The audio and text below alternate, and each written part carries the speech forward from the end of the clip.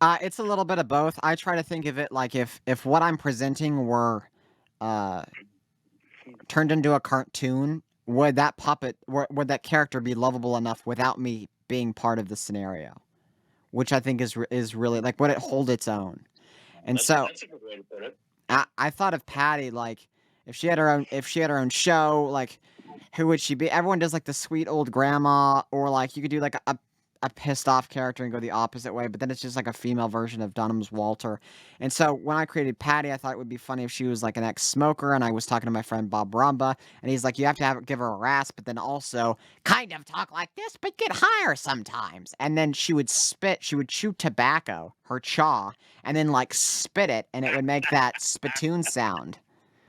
So That's in funny. the show, when she spits, I have a little sound effect that goes ding, and so she can spit off stage and like look and then wait for it, and then it That's dings, funny. and it's very like no one really thinks like, and that's why I talked to Bob about that, is because I want to offer something different, and I want my puppets to really feel like they're like, okay, wow, that's a lot to deal with. So Patty's inspired by that. She's inspired by Madam from Wayland Flowers, in some of the way she I was looks such and a man. her That was a great character. her That was long such a arms. great character, wasn't it? Oh Madam my god, Flowers. it, Oh my goodness. Oh hilarious. my But goodness. if you look at that character. That material couldn't do a lot of theme park, even if it was clean, because it's situational comedy through like storytelling is what Madam did. So she would tell a lot of stories, and you felt like you were talking to this older lady who had some years on her, and she was sharing her experience, and that's you like bought into that. And so I kind of want to do that through ventriloquism, and I like to have a different arc or personality trait that I But assign to yeah, each but puppet. the other part of that is we're talking a different age. We're talking a different. That was then. This is now, right? And how do you arc that? How do you arc those sort of things, right? Character wise. And when I say arc, I'm talking about the audience. I'm talking about it, that's different, right?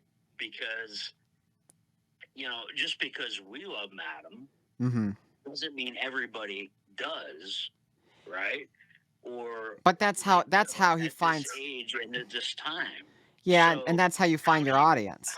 draw that gap and build that bridge to take elements of that but make it your own? Like that's a beautiful thing. Well, yeah, I like how old people will get into storytelling and then they'll fall asleep, or they'll either take their pills, or they'll act like they did, and they'll hide them, and just different kind of things like that. I like to study people a lot.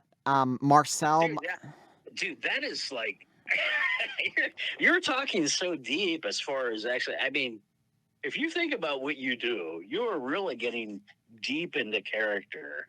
I don't know. I mean, do you find that with other ventriloquists? And it's not to bash other ventriloquists. It's just to well, say that the cream of the crop ventriloquists, they understand that, and they do that. Strassman, Fader, Dunham, Nina Conti, all of them, they do that, and they perfect it, to where that character over time, you learn more about the character through the comedy or the videos or the different things you see on it.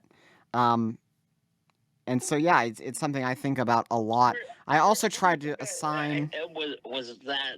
I mean, obviously, it wasn't always a part of you, but did that come at a very early age for you in ventriloquism to say, hey, you know what, I do want to study this aspect of it so that I understand? Because I mean, listen, here's the thing: you could be a kid. I don't know. We'll pick a number. We'll say 12, Right. and you could build Patty, or Uh you could huh. have Patty, Yeah. right? Maybe you just have Patty. No, you didn't build it, but you have Patty. Patty could be such a different character if you didn't step back and think from a kind of like an actor aspect, and think about, well, what would the voice be like? What would the mannerisms be like? What would be some things that an older person would do? I guess my question is because I find this very intriguing. Actually, Landon, is do a lot of ventriloquists think that way, where they step back like you do, or is it just it's an old person and yeah, just give it a voice, that's it? Or do they actually study the character as you would just with acting to say, you know what, I really have to figure out how to develop the character? And if so, what is that process like for you?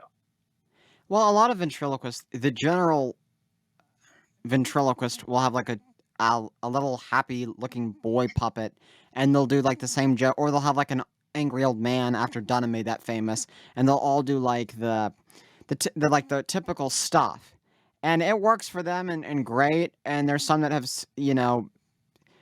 gotten consistent work from it, but it's like But does it? I guess my question is this: it seems to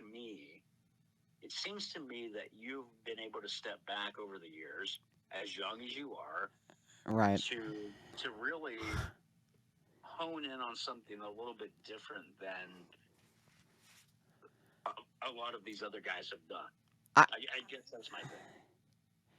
Is that a fair? Is that fair? Or, and I'm not, here again. I'm not trying to boost your ego. I'm just saying that it just seems that there is so much extra thought put into that process, and maybe where does that come from? Like when you're build, and you know what? I guess this is the other part of that, because you build dummies and you build puppets. mm-hmm. I'm sure some of it stems from that. How did you get there? How did you get to that point at a young age to say, I don't know, you have to give this puppet a purpose. You have to give it character. You have to, and not just give it a voice. I mean, you can anybody could give a puppet a voice, right? Even if I'm not a ventriloquist, I could play around with ideas and say, let's play around with this. It's an old man, so we're gonna give it a whatever, Right. right? So you could play around with that, but that doesn't make me a ventriloquist. It doesn't make me a storyteller. It doesn't make me all the things that you are. No, that makes you a ventriloquist if you can perform with a puppet. But it doesn't make the character Well, that'd be like memorable. saying, "Hey, I can solder, so that makes me a plumber." That's Well, I don't well, I don't believe I've that's seen many. true. There's a lot. So like, I think no, okay, it's a basis for getting to there, but it doesn't make me a plumber. but here's the thing: you So can be a magician and have all of these magicians for the most part have the same trick or setup, but it's just branded different to like their name or whatever. So you can be a magician and you can have the same trick as everyone else, but like if you don't have a gimmick or like a personality that's memorable enough, you won't be very successful in it, or you won't be memorable in terms of successfully memorable. Like if you look at like Piff the Magic Dragon or, versus like Chris Angel. They're both magicians, but they're very different to where you wouldn't even put them in the same class because they present themselves differently. And that's what I try to do with my stuff is it's like there's Landon Harvey, and there's the characters that are his and they define him because he created them. And I put so much effort into making sure I also think because I could ad lib with these characters and go back and forth for hours, and yet I haven't gotten to the point where I have this footage of them recorded on stage, which is crazy to me. But I've spent so much time with them, each character, just doing these videos and practicing, and building the puppet helps a bit because you have a motivation for it, and you really feel like you're connecting to that final puppet product once you're finished with it. But it's really a different level. And there's one thing to be able to present a puppet and get laughs, and then there's another thing where like if you were asked to go on a show and ad lib with that puppet, like a morning show or whatever, could you do that?